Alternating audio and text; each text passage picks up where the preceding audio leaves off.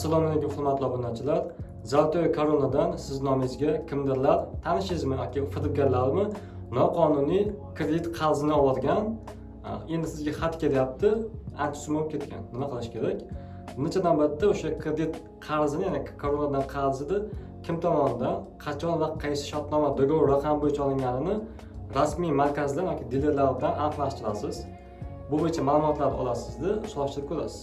Agar tanigan bo'lsa, shu odam bilan bevosita bog'lanib hal qilasiz. Agar tanimaydigan insonningiz bo'layotgan bo'lsa, birinchi navbatda pasportingiz o'sha yo'qolgan haqidagi hujjatlar yoki hujjatlar yo'qolgan haqidagi hujjatlarni tasdiqlatishingiz kerak. Buni Rossiyadagi politsiyadan, o'sha militsiyadan ma'lumotni olasiz.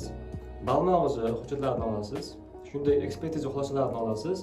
Agar o'sha jarayonda video syomka bo'lgan bo'lsa, o'sha kredit olayotganda o'shalarni holatlarini olasiz. Agar offline tarzda olingan bo'lsa, onlayn olingan bo'lsa, masalan, telefoningiz akkauntingiz noqonuniy kiritilgan bo'lsa, bu bo'yicha bevosita Rossiyadagi o'sha Ichki ishlar vazirligining hududiy bo'limlariga va shu bilan bir paytda Markaziy bankka ariza berasiz. Ular tomonidan surishtiruv, tekshiruv harakatlari amalga oshiriladi. Agar aniqlanadigan bo'lsa, demak, firibgarlik yoki o'g'irlik bo'yicha jinoyat ishi qo'zg'atilib, sud bo'ladi. O'sha sud bo'lgandan keyin, o'sha sud jarayonidagi suddan keyin qancha sizga nisbatan kredit qarzi chiqqan bo'lsa, o'shani jinoyat natijasida yetkazilgan zarar sifatida unutib olishingiz mumkin. Bu joylarda hammasi agar o'sha Rossiyada olingan bo'lsa, Rossiya Federatsiyasida amalga oshiriladi. Agar bizda amalga oshirilgan bo'lsa, aynan bizning ham tegishli tartibda huquqni muhofaza qiluvchi organlarga murojaat qilishingiz mumkin.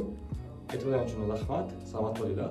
Agar qanday savol bo'layotgan bo'lsa, kommentariyada guruhda linkini qoldirib, o'sha yerga guruh qurib savol berish imkoniyati mavjud. Barchaga rahmat.